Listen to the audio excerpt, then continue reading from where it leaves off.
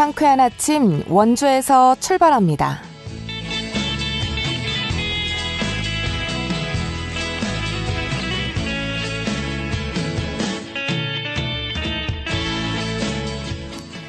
여러분 안녕하십니까? 5월 11일 월요일 KBS 원주방송국에서 보내드리는 상쾌한 아침 원주에서 출발합니다. 저는 진행의 박다연입니다. 월요일인 오늘 오후부터 곳에 따라 비가 내리겠습니다. 예상되는 비의 양은 10mm 안팎으로 많지 않겠지만 외출하실 땐 작은 우산 하나 챙겨두시는 게 좋겠는데요. 아침 기온 10도 안팎으로 다소 쌀쌀하게 출발했습니다. 한낮에는 22도 안팎까지 기온이 오르면서 선선한 날씨가 이어지겠습니다. 이번 비는 내일 오후까지 내릴 전망인데요. 기온은 오늘과 비슷하겠습니다. 다만 비가 내리는 지역은 체감온도가 조금 더 낮을 수 있으니까요. 일교차에 대비해 겉옷 잘 챙기시기 바랍니다. 오늘 준비한 소식입니다. 위태로운 국제정세 속의 원부자재 가격 폭등으로 지역 소상공인들의 부담이 커지고 있습니다. 지원대책 마련이 시급하다는 지적이 나오고 있는데요. 함께 자세한 이야기 나눠보겠습니다. 시민들이 객석을 벗어나 직접 무대에 참여하는 대규모 음악회죠. 원주인 위드 음악회가 시민 연주자를 모집 중입니다. 이 소식은 리포터 코너에서 전해드립니다. 각 지역과 연결해 영서남북권의 생생한 소식을 전해드리는 통신원 코너 준비되어 있습니다. 오늘은 영월군 소식 함께합니다. 5월 11일 월요일 상쾌한 아침 원주에서 출발합니다.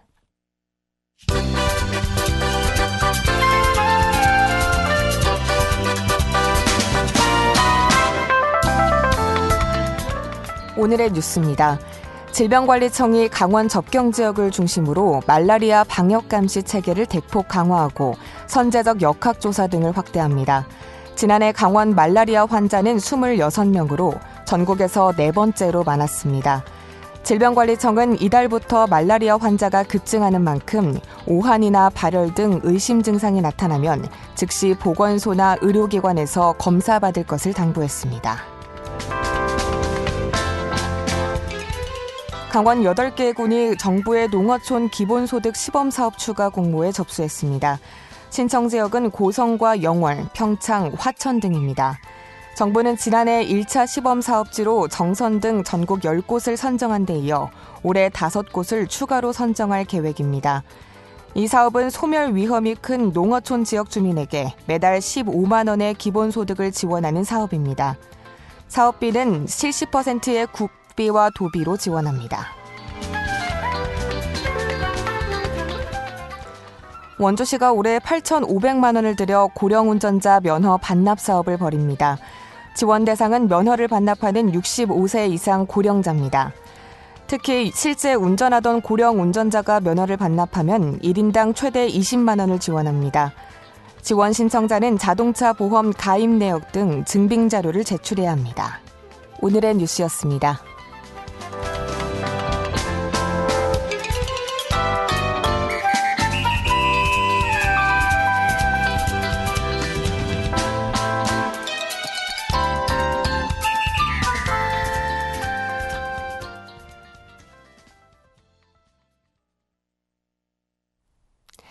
상쾌한 아침 원주에서 출발합니다와 함께하고 계십니다. 우크라이나 전쟁 장기화에 최근 중동 정세까지 불안해지면서 국제 원자재 가격과 물류비 부담이 다시 커지고 있는 상황인데요. 이런 흐름이 강원도 지역 외식업계에는 어떤 변화를 만들고 있는지 함께 짚어보겠습니다. 강원연구원의 배경미 부연구위원과 전화 연결돼 있습니다. 위원님 안녕하십니까? 안녕하세요. 네, 안녕하십니까? 네, 우크라이나 전쟁에 이어 이란 전쟁까지 겹치면서 원자재 가격이 크게 오르고 또 물가도 전반적으로 상승하고 있는데요. 특히 식료품 가격이 많이 오르고 있는 상황인데 현재 국내 상황은 어떤지 먼저 짚어주실까요? 2022년 초 우크라이나 전쟁 발발 이전 대비해서 통계청 소비자 물가 총지수 변화는 102에서 118로 상승했지만 신선식품 지수는 106에서 133으로 가파르게 상승했습니다. 우크라이나 전쟁으로 밀, 대두 등 사료용 곡물 가격 상승하면서 낙농업품 가격이 상승했고요. 그리고 비료가 폭등에 따른 작황부진으로 생산량이 감소해서 채소류와 과실류 가격이 상승했습니다. 특히 올해는 이란 전쟁으로 원유 가격이 폭등하고 공급망 문제가 발생하면서 물류비가 기업수적으로 상승하고 있습니다. 이러한 모든 요소들이 수입 식자재의 가격을 올리는 주요 원인으로 작용하고 있습니다. 네, 그렇다면 이런 물가 상승이 소상공인들에게는 어떤 영향을 미치고 있는지도 궁금합니다. 22년도를 예를 들면 전 세계 밀 수출의 30%를 담당하던 우크라이나 지역의 공급이 막히면서 곡물발 인플레이션이 시작됐는데요. 23년부터는 러시아산 원유 수출 금지에 따른 에너지 비용 상승이 누적되면서 인플레이션으로 식품 가공비, 전기료, 임대료 등 운영 비용이 증가하기 시작했습니다. 올해부터는 이제 유가 쇼크로 인해서 유가의 쇼크도 있고요. 그리고 비료 원료 수급이 불안해지면서 전반적으로 물가 위에 추가적인 공급 쇼크가 더해지고 있습니다. 그렇다 보니까 수입 식재료와 원유 등 상승분이 그대로 외식 물가에 전이돼서 가격이 상승하고 또 외식 물가도 두 번의 전쟁으로 계산을 해보면 한 20% 이상이 증가했다고 볼 수 있습니다. 네, 특히 외식업의 경우 영향을 더 크게 받을 수밖에 없을 텐데요. 이런 물가 상승이 소상공인들의 경영에는 좀 어떤 변화를 가져오고 있을까요? 일반적으로 외식업 원가의 식재료 비중은 30% 내외지만 물가 상승에 따라 40%까지 비중이 변화하고 있습니다. 네. 이와 함께 최저임금 상승의 영향으로 소상공인들의 인건비 증가가 가중되면서 외식업체의 비용 부담이 눈덩이처럼 커지고 있는데요. 앞으로 닥칠 여름에 에너지 가격 인상이 동반되고 환율도 1,400원대가 지속된다면 원가 압박이 더 심각해질 것입니다. 식재료와 인건비 합이 매출액의 70%를 넘으면요. 소상공인은 적자 운영 단계에 진입을 하게 됩니다. 외식을 선호하는 소비자들이 요즘은 온라인 플랫폼을 선호하는 경향이 높아졌는데요. 이에 따라서 소상공인들은 배달 플랫폼 수수료도 지불해야 하니 참 어렵습니다. 요즘 서울 같은 경우에는 한식업체의 평균 영업이익률이 이란 전쟁 대비 5에서 8% 정도 하락했다고 합니다. 현재 서울의 소상공인의 42%가 적자 상태라고 하더군요. 네, 이런 변화가 결국 외식업 소상공인들의 폐업으로 이어지고 있는 상황이기도 한데요. 관련해서 구체적인 현황은 좀 어떤가요? 지난해 폐업 신고를 한 소상공인은 100만 명을 넘어선 것으로 나타났고요. 이 수치는 95년부터 통계를 집계한 이후의 최고치입니다. 네. 이 중에서 음식점업의 폐업률이 18.8%로 전체 업종 중에서 가장 높습니다. 전국적으로 너무 어렵다 보니까 전국 외식 사업체 수는 21년 이후에 4년 연속으로 감소세를 보이고 있습니다. 도내 외식업이 높은 원가 부담으로 적자 운영을 연명하는 업체 수가 증가하고 있다고 추정되고요. 사실상 폐업 신고를 안 한 채 영업을 중단한 업체 수 상당하다고 보여집니다. 제가 강원도 동네 골목에 4년 전에 장사가 굉장히 잘 되던 식당을 요즘 다시 가보면 다수가 폐업하거나 임대료가 저렴한 곳으로 이전하는 그런 사례들을 많이 볼 수가 있었습니다. 네, 소상공인뿐 아니라 이 소비자들의 물가 상승을 체감할 수밖에 없는 상황인데요. 외식 문화에서도 좀 변화가 나타나고 있다고요? 예, 한식당들은 상승한 원가를 메뉴 가격에 반영하지 못한 경우에 서비스를 축소하는 방향으로 대응을 하고 있습니다. 예를 들면은 메뉴 가격은 유지하되 1인분의 중량을 줄이거나 반찬의 수를 줄이는 방식으로 고객 서비스의 방식을 변경하는데요. 이러한 현상을 슈링크플레이션이라고 말씀드릴 수가 있습니다. 네. 두 번째로는 운영 인력을 줄이는 방향인데요. 서비스 종업원을 줄이고 키오스크나 자동 결제 기기를 통해서 인건비를 낮추는 전략으로 변하고 있습니다.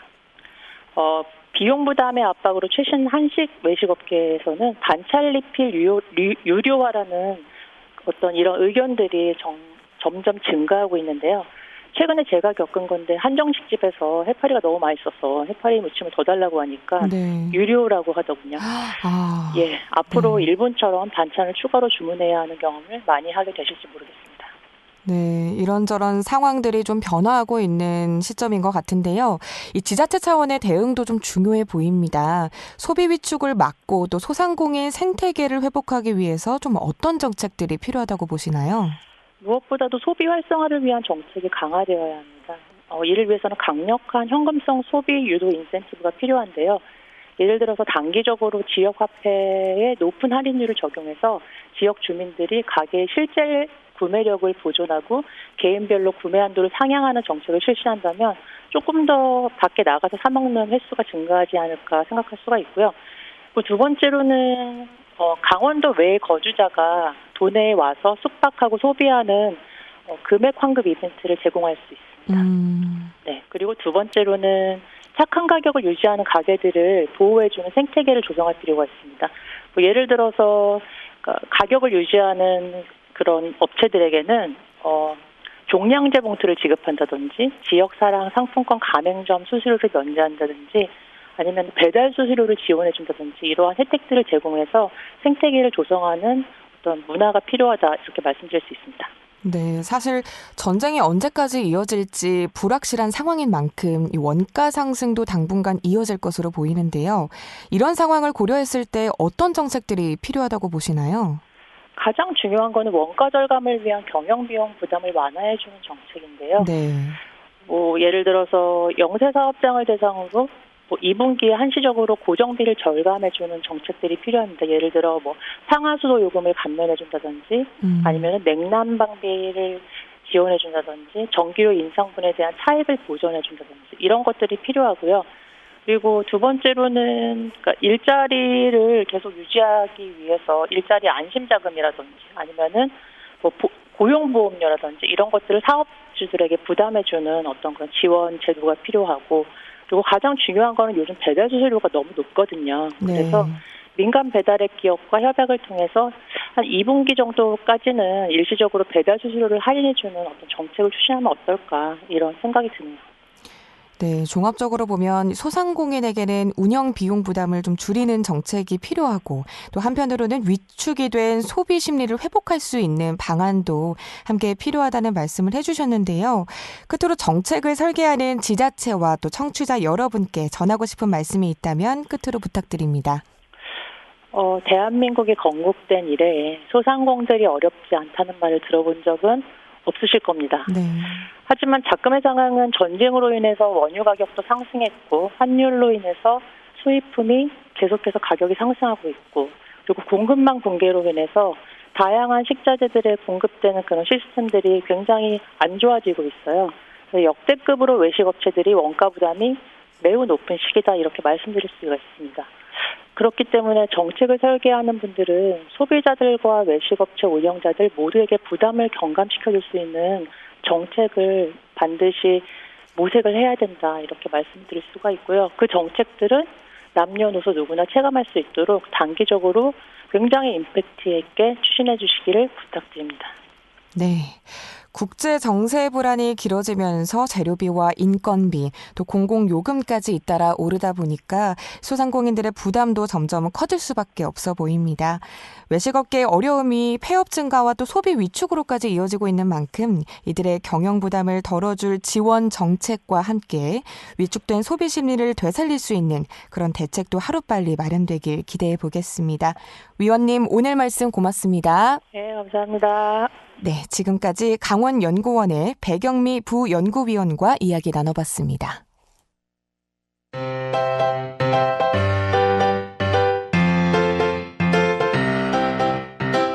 KBS 원주방송국이 유튜브 다시 듣기 서비스를 실시합니다. 매일 아침 강원 영서남부권의 뉴스와 정보를 전해드리는 상쾌한 아침 원주에서 출발합니다는 KBS 원주라디오 유튜브 채널을 통해 다시 들을 수 있습니다.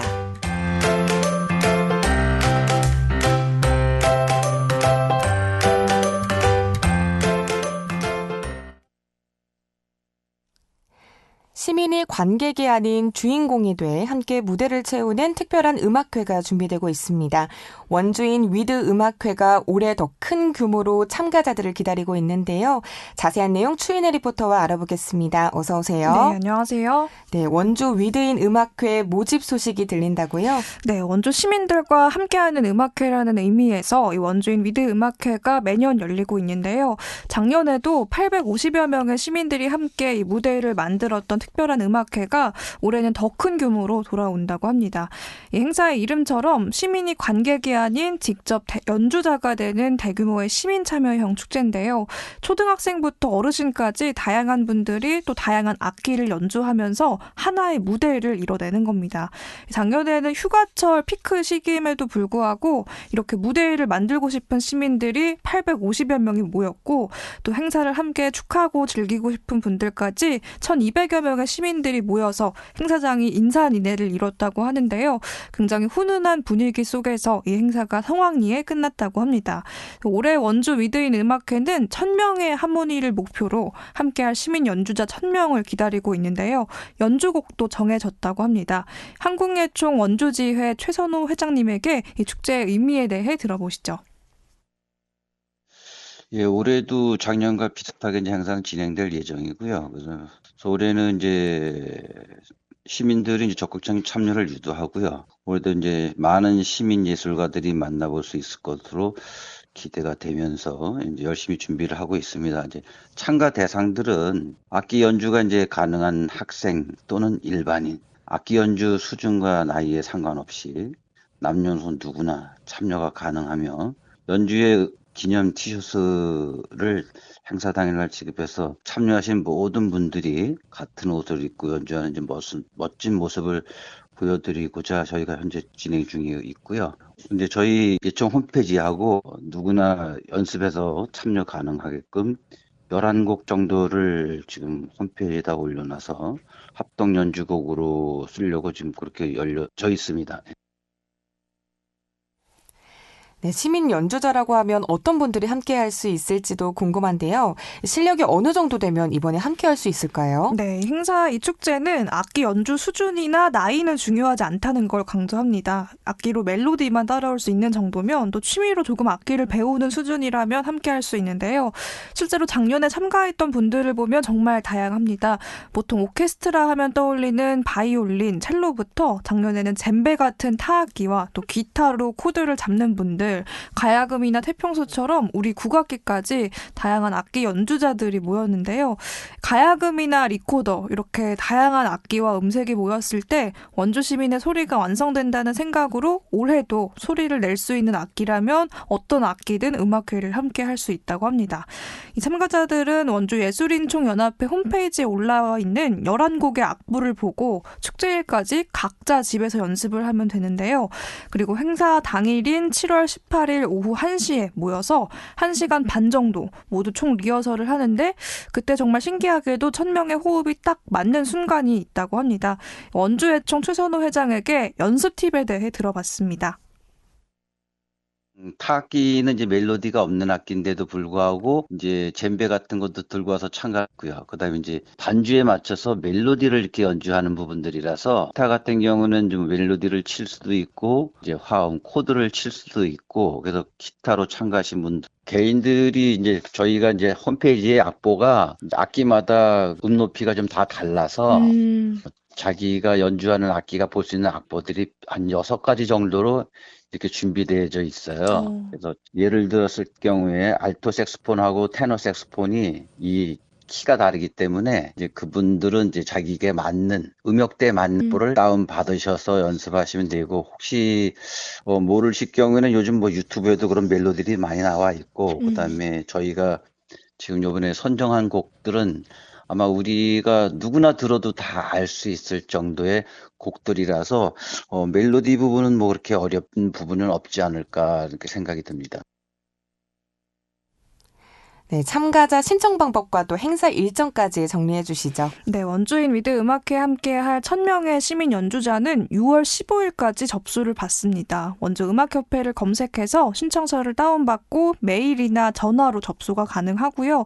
7월까지 연습을 거친 후에 7월 18일 토요일 치악체육관에서 음악회가 열리는데 중간중간 행사의 격과 흥을 높여줄 게스트 가수들도 또 준비 중이라고 하니까요. 악기 연주 좋아하시는 분들 또 원주 시민이 만들어내는 하모니가 궁금한 분들은 함께 해보시면 좋겠습니다. 네, 시민이 주인공이 되고 음악으로 하나가 되는 특별한 의미가 담겨 있는데요. 이번 여름 행사에도 많은 분들의 관심이 이어지길 바라보겠습니다. 오늘 소식 고맙습니다. 추인의 리포터였습니다. 네, 감사합니다.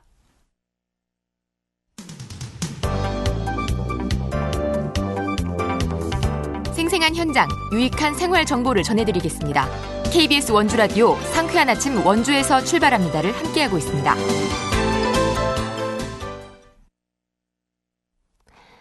함께하시는 지금 시각 8시 51분 앞두고 있습니다. 각 지역 통신원과 함께 영서 남북권의 생생한 소식 전해드리는 통신원 코너입니다. 월요일은 영월 소식 함께 들어보는 날인데요. 영월 미디어 기자 박물관의 고명진 관장 전화 연결됐습니다. 관장님 안녕하십니까? 네, 안녕하세요. 좋은 아침입니다. 네, 좋은 아침입니다. 영월군이 정원도시 주민협의체를 출범하고 활동에 들어갔다고 하는데요. 자세한 내용 전해주실까요? 네, 영월군이 지속가능한 정원도시 조성을 위한 정원도시 주민협의체를 출범하고 본격적인 활동에 들어갔습니다. 영월군은 지난 4일 발대식과 제1차 정기회의를 열고 공개 모집으로 선발된 주민 19명을 협의체 위원으로 위촉했습니다. 협의체는 기획과 관리, 홍보 등 3개 분과로 운영되며 정원도시 조성의 기획부터 사후관리, 문화 확산까지 주민이 직접 참여하게 됩니다.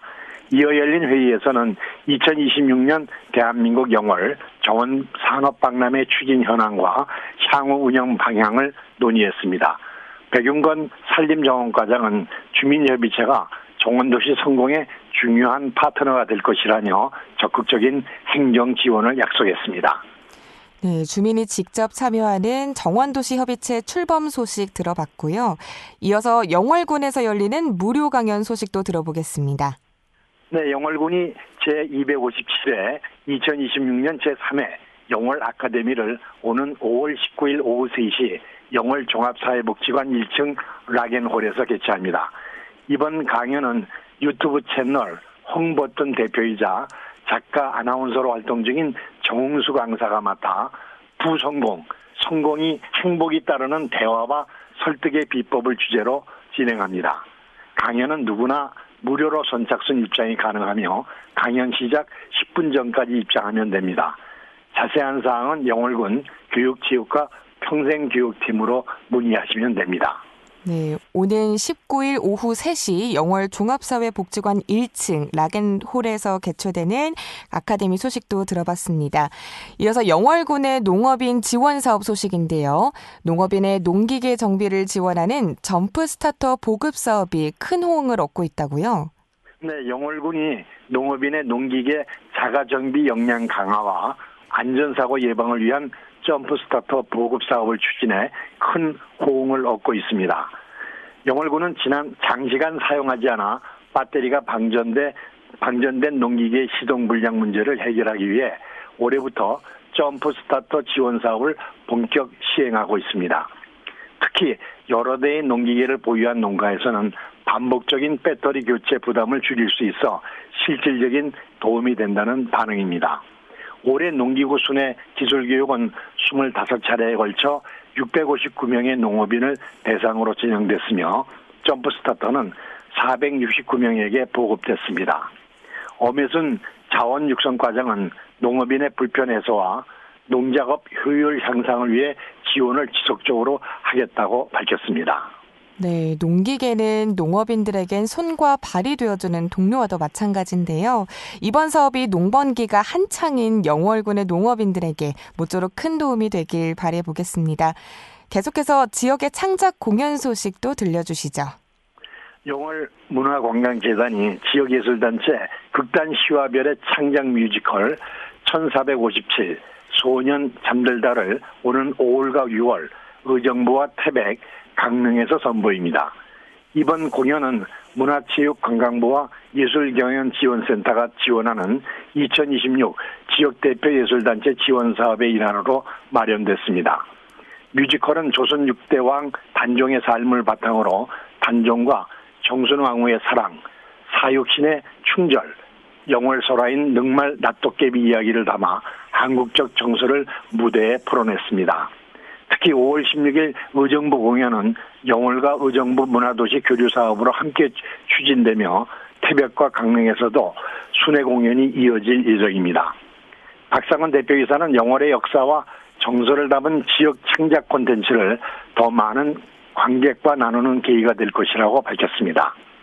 네, 단종과 정순왕후의 사랑, 또 사육신의 충절, 영월 설화인 늑말 낫도깨기 이야기를 만나볼 수 있는 소식이었는데요. 끝으로 지난주 어버이날을 맞아서 마련된 따뜻한 문화 나눔 소식까지 전해주실까요? 네, 어버이날을 맞아 영월 노인정신요양원에서 어르신을 위한 효사랑 위문 공연이 열려 따뜻한 감동을 전했습니다. 영월 문화관광재단이 주관하고 참사랑예술봉사단이 진행한 이번 공연에는 색소폰과 기타 연주, 우리 가요와 민요 공연, 노래자랑 등이 이어져 어르신들의 큰 호응을 얻었습니다. 특히 영월 미디어 기자박물관 스마일 봉사당은 현장에서 직접 구운 붕어빵을 나누며 따뜻한 정을 전했습니다. 어르신들은 음악에 맞춰 손뼉을 치고 노래를 따라 부르며 즐거운 시간을 보냈습니다. 행사 관계자는 앞으로도 지역사회와 함께하는 문화복지 활동을 이어가겠다고 밝혔습니다. 네, 오늘도 알찬 소식 고맙습니다. 네, 지금까지 영월군 통신원 영월 미디어 기자 박물관의 고명진 관장이었습니다. 네, 5월 11일 오늘 준비한 소식은 여기까지입니다. 지금까지 기술 김성대, 구성 황진영, 진행의 박다현이었습니다. 여러분 좋은 하루 보내세요.